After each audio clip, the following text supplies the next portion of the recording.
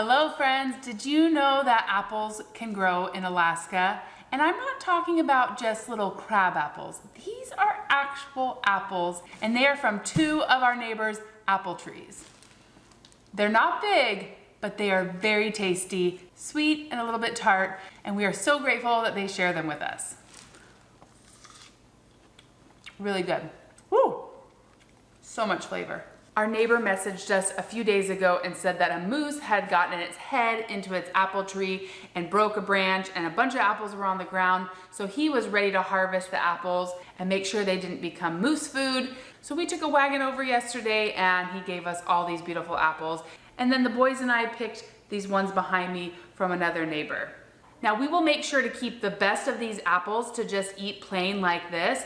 But these apples are extremely bruised. They're actually quite soft. They're not a very crisp apple, but they do have amazing flavor. So to make sure that they don't go to waste, because they go bad very, very quickly once they come off the tree, I am going to do a number of things with these apples and I'm gonna bring you along. I don't want any of them going to waste. It's time to suit up and process some Alaskan apples.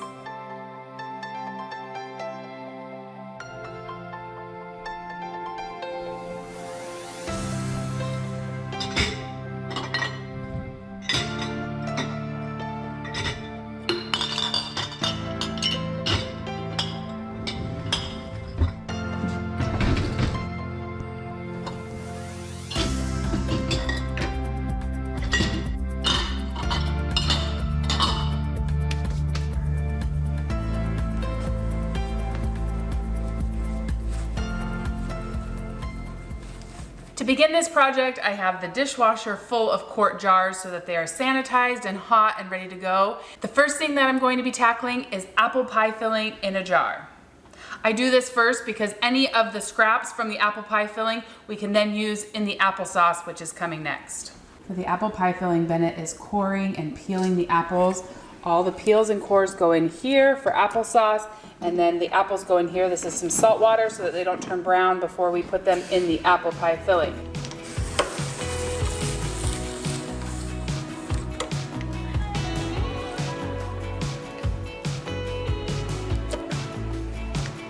No part of these apples is going to go to waste.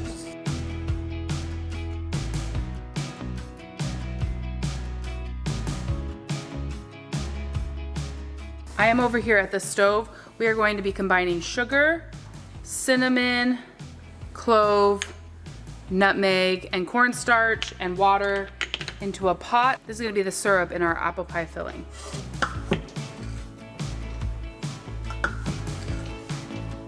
This is not going to be big enough. I gotta go get a bigger pot. This pot is more like it. Ding!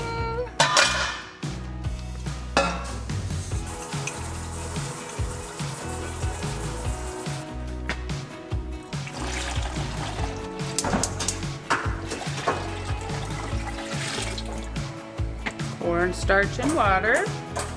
This helps thicken it. We're trying to make like a gravy. A sugar gravy.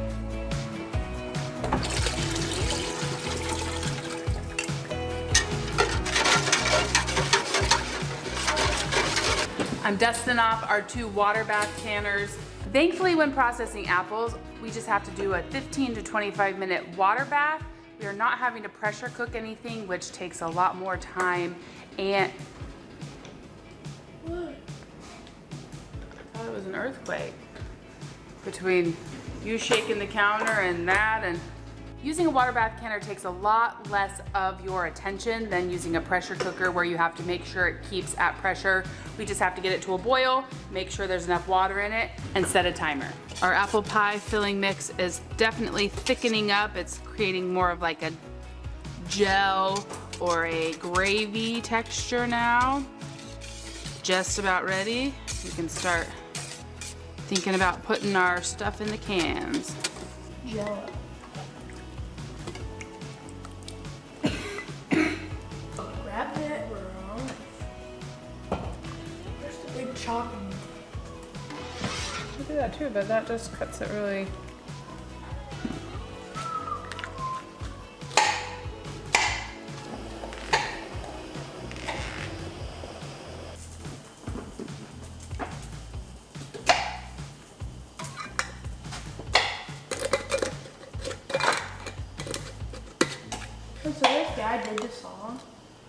They said first jar. Unfortunately, you can see some apples floating around in the water. My very first jar I put in busted and made a huge mess. Luckily, I had the other pot ready and moved everything over so I could clean this one out. The show must go on. I had one casualty already. These are hot from the dishwasher and the water was hot, but it must have been too hot. Just popped this bottom right off when I put it in and made a big mess. So I'm refilling the water on the second pot. Bennett was the real hero of the day. He jumped right in and cut up all of the remaining apples for the applesauce while I did the rest of the pie filling jars. I couldn't have done this project without his help. Here's our apple pie filling. So hot. For the next step, we're gonna be using this. You fill it with water, then you put the apples and they're gonna get steamed, and then we'll take them out and turn them into applesauce. But we will also collect apple juice on the bottom, so we're getting a lot of bang for our buck by using this because we get apple juice, and then we can turn the apples into applesauce using our KitchenAid mixer. And we took all the cores and peels from making the apple pie filling, and those will go in here as well because there's still a lot of good nutrients in that. So that's why we did the apple pie filling first. Time to fill this up with water.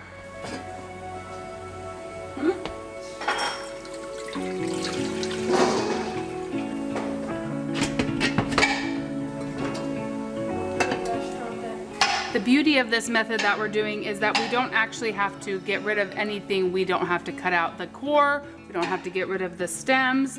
We don't have to get rid of the seeds. Those are all gonna come out in the next step. We just get to put it all in and let it steam. These jars have been sanitized in the dishwasher, but I need to start a second set of jars getting sanitized. So I'm putting them on a cookie sheet, and then they're gonna go in the oven at like 250 degrees, and that's gonna keep them hot, so when we put the hot applesauce in, put it in the hot water, we don't have jars breaking. You wanna keep everything warm as possible so you're not putting cold jars into hot water.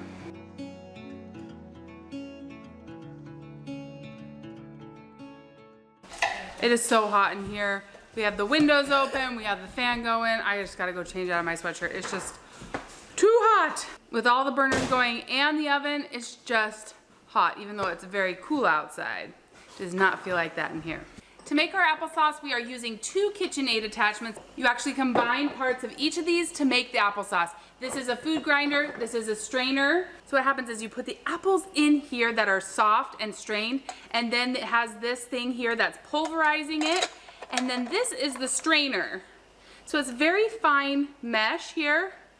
So the applesauce comes out of this, and then anything that can't fit through this mesh comes out the end, which is the seeds, the skin, the stems, and then you have a very nice fine applesauce that comes out here. Then you set this piece on top, the applesauce comes out this end, and this side is the stuff that you don't want, this side is the stuff that you do want. It's pretty nifty. You'll see it in action, but I just wanted to explain what is happening. This is what the apples look like when they're done. They're nice and soft. Now it's time to turn them into applesauce. Come on. We're just gonna keep that process up with all of these apples, and Bennett is starting the grinding process.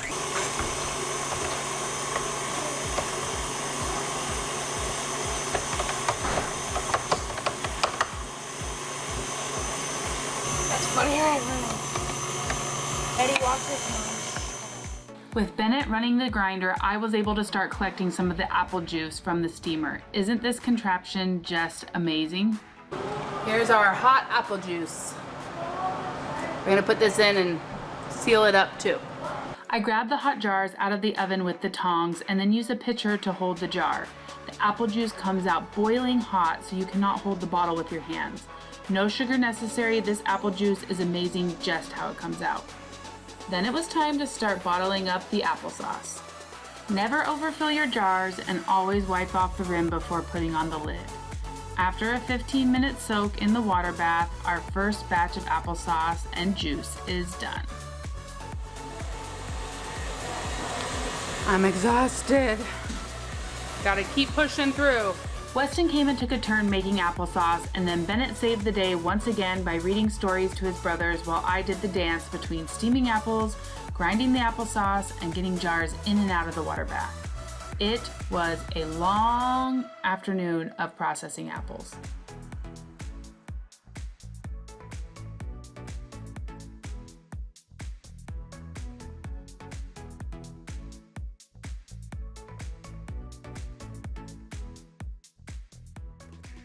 Well, this is about the first time I've sat down in the past 6 hours.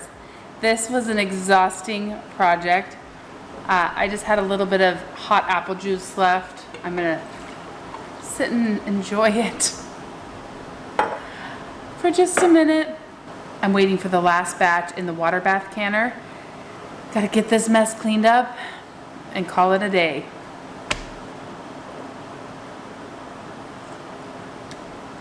Ooh, that's good. It's really good. Look at that pretty color.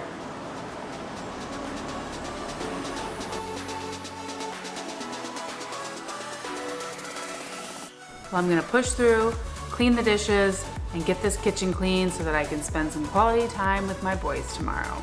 And make sure you stick around because we have one more recipe to do with the last of our apples.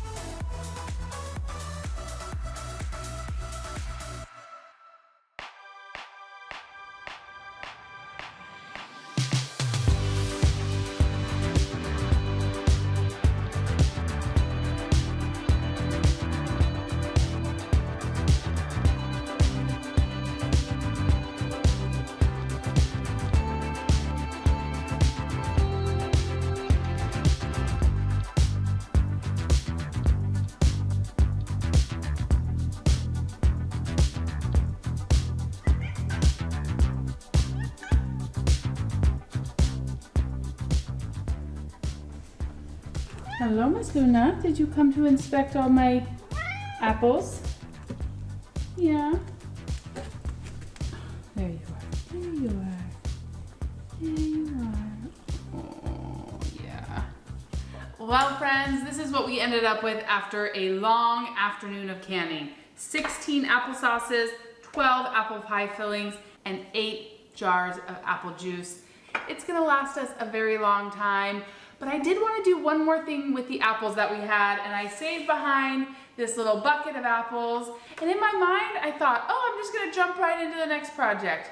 It has now been 4 or 5 days. It took me a whole day to get this entire countertop cleaned off and put away. And then real life just set in for several days. So my goal is to turn these apples now into no-bake caramel apple cheesecake bars. And I'm gonna bring you along. But first, I'm gonna go put all these beautiful jars away. Hi, Luna. Do you want to say hi? There's Luna. She needed to come say hello and inspect our jars. I'm gonna put these away and then we'll get to work on the caramel apple bars.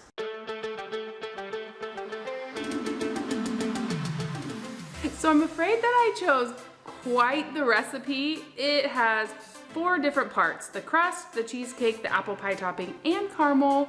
We have a couple hours. We have these awesome apples, and we're gonna do it. We're gonna do it, Luna. Well, you're not gonna do it, but you can sit and watch Mom while you take a nap. Yeah? Yeah, what do you think? What do you think, huh? Yeah? All right, I'm gonna go put these jars away, wash my hands, and get started on the crust.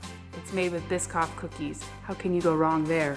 First up, I made sure to put the date on each of the jars, and then I removed the canning rings. Many people don't realize that you are supposed to remove the rings after the canning process. They can hide a false seal and lead to unsafe food. When you remove the ring, it is much easier to notice if a jar has not sealed properly and needs to be used right away. This is not something I knew when I first started canning, but is really helpful to know now.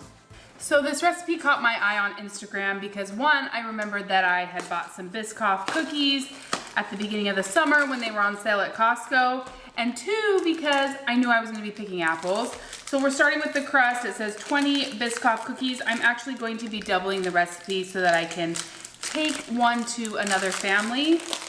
You can do this in a food processor. I don't have a food processor, but this blender attachment is used for dry ingredients, I guess. So we'll just do this, 2, 4, 6, 8, 10, 12.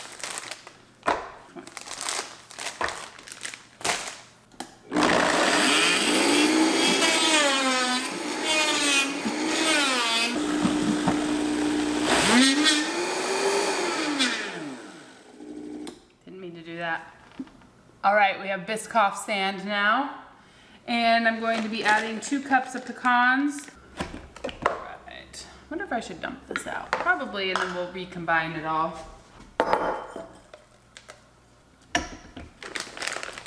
Smells heavenly. 2 cups.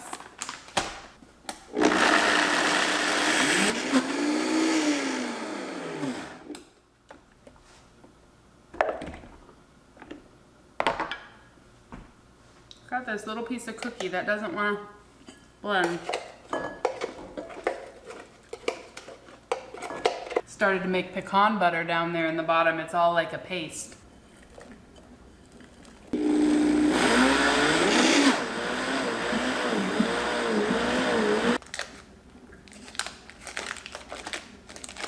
Now we need to melt the butter.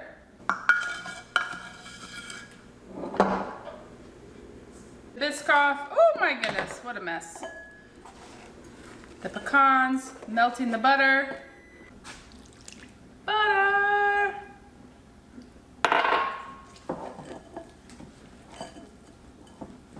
Well, this is beautiful.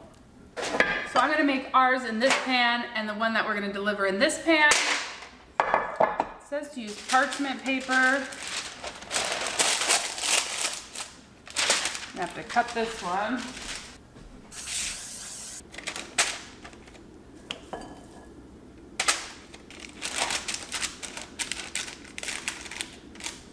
If I'm being honest, I don't think I've ever made a cheesecake in my life.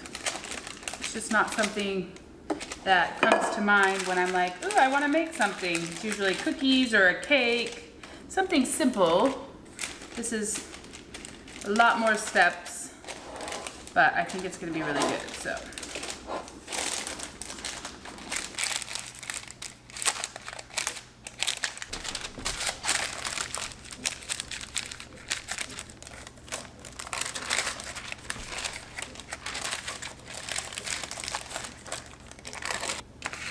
These are going into the refrigerator to set.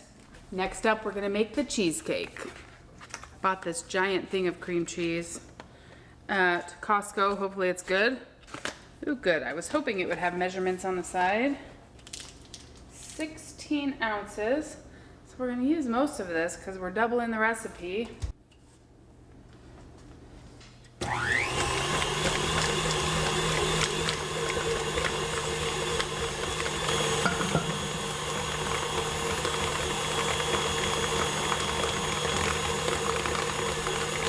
Need to refill my sugar.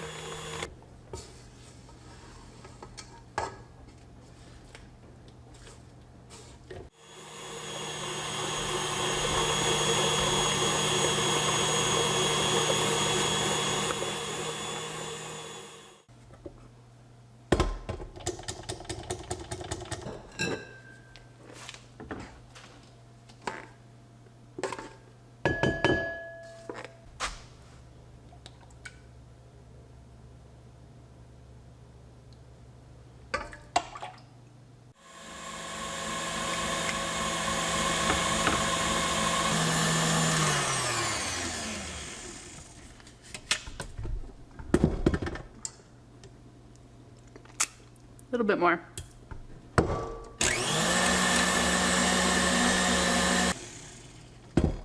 Much better.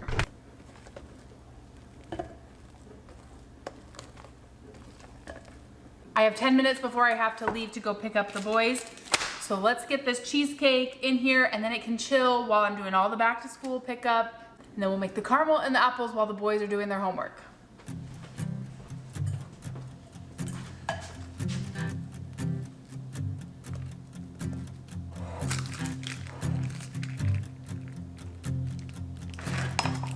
We're gonna do a little taste test.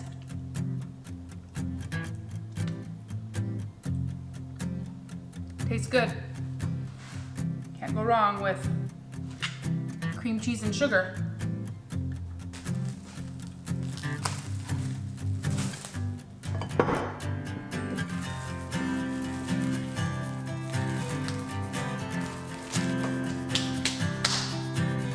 Just in time to go get the boys from school.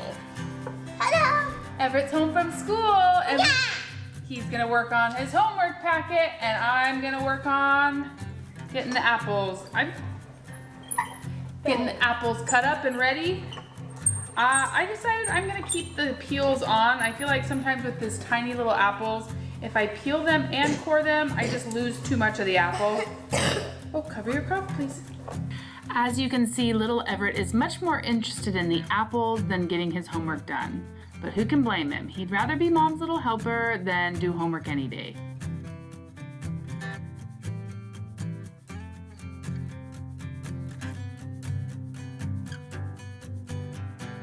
We then had a long debate on the correct way to hold a pencil. He is right-handed, and he was insisting that he use his left hand to show you guys how to hold his pencil.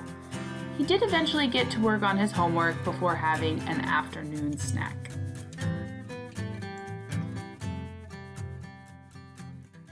Guys, let me do a little trick that you can do with homemade fruit letters. Put them on a thing, wrap them up. You got a sweet pocket. Sweet. Mom, you can wrap this up. You had it perfect. Just like that. That's all you can do. There you go. You get, if you do this with your homemade fruit letter, you get a sweet pocket. Don't eat the paper. It's good, but not the paper.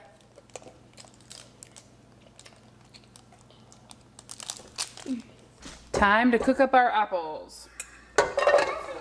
A little.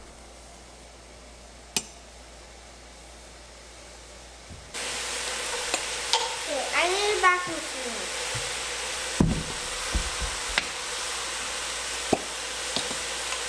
Or dinner was one.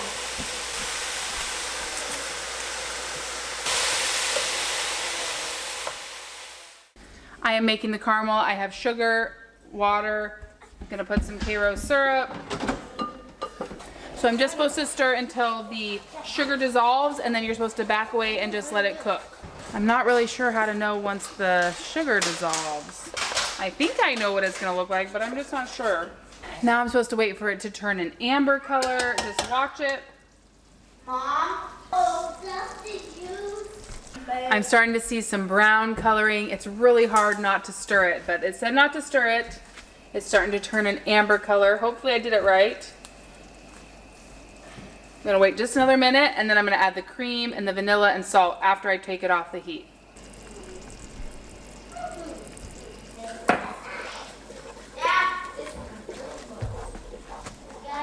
Looking pretty good.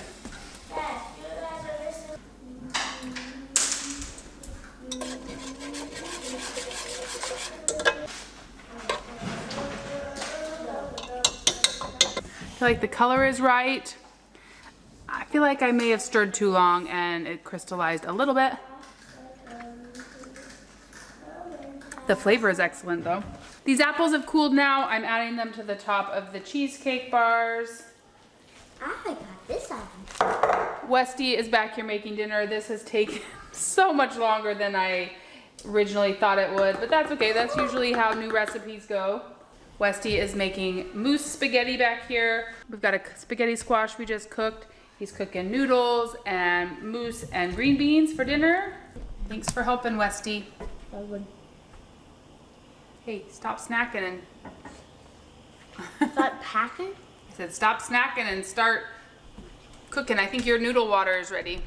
As long as I didn't scrape the bottom, the caramel seemed to just be just fine. So we're gonna spread some caramel on the top.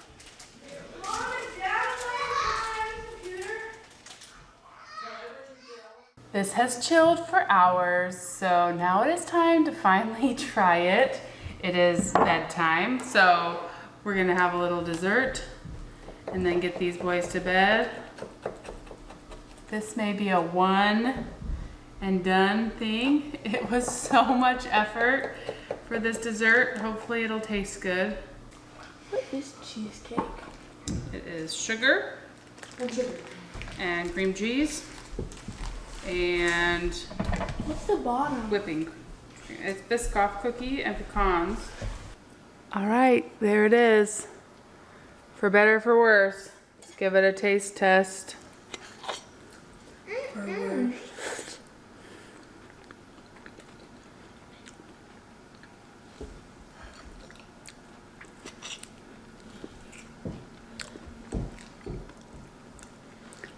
I think it's excellent.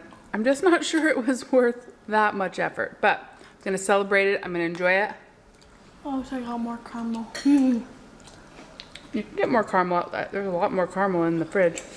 Thank you so much for processing Alaska apples with me. I hope you enjoyed it. We are so grateful for each and every one of you. Thank you so much for being here. We love you. We're grateful for you, and we'll see you again real soon for more of This Alaska Life. Glad to check that off my fall list.